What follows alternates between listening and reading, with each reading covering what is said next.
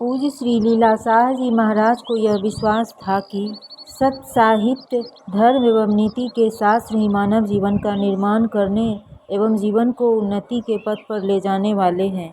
इसी कारण से वे सिंध देश में साहित्य सेवा करने में तल्लीन हो गए। उन्होंने सिंधी साहित्य की खूब सेवा की।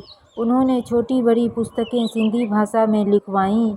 इसके अलावा दूसरी वेदांती पुस्तकों का भी सिंधी भाषा में अनुवाद करवाकर छपवाना शुरू किया।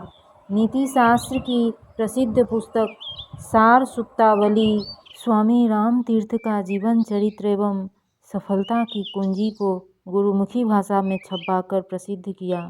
उस वक्त सिंध में गुरुमुखी भाषा का काफ़ी प्रचार था। प्रोफेसर गोकुलदास भागिया के साथ वेदांत प्रचार मंडल की स्थापना की, जिसके द्वारा एक उच्च कोटि की मासिक पत्रिका तत्वज्ञान को प्रकाशित करना शुरू किया। उसमें वेदांत पर व्याख्यान दिए गए थे। इसके अलावा योग वशिष्ठ रामायण, सिद्धांत सार, विचार सागर, पंचीकरण, रामवर्षा, विवेक चूड़ामणि एवं वेदांत के दूसरे कई उच्च स्तरीय ग्रंथों को प्रकाशित किया। विवेक चूड़ामणि एवं विचार सागर जैसे वेदांती ग्रंथों को केवल सिंधी भाषा में ही नहीं वरन गुरुमुखी भाषा में भी प्रकाशित करवाया। पूज्य श्री लीलाशाह जी महाराज की प्रेरणा से अजमेर में सिंधी भाषा में आत्मदर्शन नामक मासिक सामयिक भी प्रकाशित होने लगा, जिसके संपादक श्री प्रभुदास जी ब्रह्मचारी थे।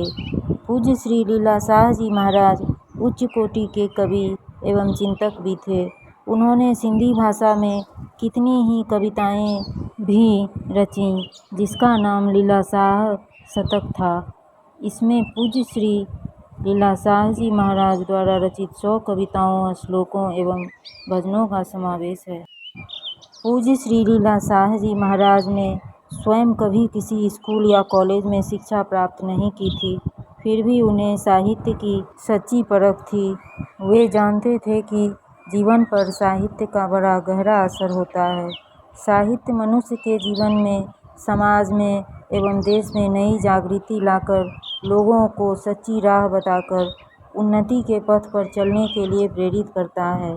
उनके विचारानुसार सच्चा साहित्य वही है जिसमें सत्यम शिवम सुंदरम के गीत गूंजते हों।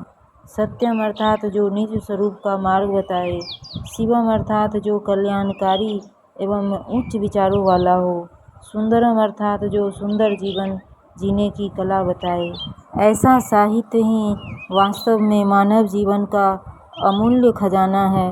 उन्होंने समाज की सेवा के लिए ऐसी ही पुस्तकों का प्रकाशन किया था। पूज्य श्री लीलाशाह जी महाराज सिंध के अलग अलग गांवों एवं शहरों में जाकर प्रवचनों के माध्यम से वेदांत के गहन रहस्यों को सरल भाषा में आम जनता तक पहुंचाए। उनका वेदांत प्रचार केवल भाषा में ही नहीं वरन उनके जीवन के कण-कण में समाया हुआ था। उन्होंने लोगों को समझाया कि जीवन में लाया गया वेदांत का ज्ञान मनुष्य के संशयों को दूर करके उसे नारायण का अवतार बना देता है। गर्मियों के दिनों में जब पूज्य श्री लीलाशाह जी महाराज नैनीताल के जंगलों में एकांतवास के लिए जाते, तब अच्छी अच्छी पुस्तकें इकट्ठी करके उनकी एक गठरी बनाकर सिर पर रखकर चलते। नैनीताल के पर्वतों से उतरकर आसपास के पर्वतीय प्रदेशों में स्थित अलग अलग गांवों में जाते, घर घर घूमकर गरीब लोगों को थोड़ा सत्संग सुनाते, प्रसाद बांटते एवं अधिकारी योग्य लोगों को पढ़ने के लिए पुस्तक देते हुए कहते, भाई आज शुक्रवार है, आने वाले शुक्रवार के दिन मैं फिर इसी गांव में आऊँगा, तब यह पुस्तक ले जाऊँगा और दूसरी पुस्तक दे जाऊँगा। तब तक इसे पढ़ लेना और जो अच्छा लगे उसे याद रखना, लिख लेना। पूरी पुस्तक 2-3 बार ज़रूर पढ़ना, इससे तुम्हें बहुत अच्छा ज्ञान मिलेगा, भगवान में प्रेम जगेगा, आत्मा का कल्याण होगा। इस प्रकार अलग अलग अधिकार वाले लोगों को अलग अलग तरह से प्रोत्साहित करते हुए पूरे गांव में पुस्तक बांट आते, दूसरे दिन दूसरे गांव जाते। इस प्रकार सत्संग एवं साहित्य का सदाव्रत चलाते। कहीं सप्ताह तो कहीं 15 दिन पूरे होते। तो पुनः उसी गांव में जाकर पहले दी गई पुस्तकें वापस लेकर दूसरी पुस्तकें सप्ताह 15 दिन के लिए पढ़ने के लिए देते। सत्संग के 2 मीठे वचन सुनाकर दुखी, निराश एवं हतोत्साहित लोगों के जीवन में उत्साह भर देते। इस प्रकार वे सत्संग का चलता फिरता एक अनोखा पुस्तकालय चलाते। उन करुणावान महापुरुषों की कैसी करुणा!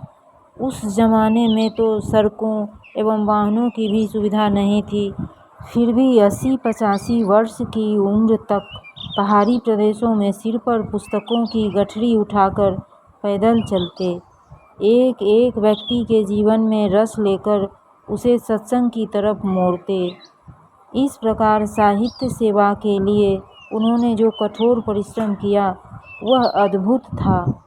जनहित के कार्यों में साहित्य सेवा के द्वारा पूज्य श्री लीला शाह जी महाराज का अमूल्य योगदान रहा है। हरि ओम।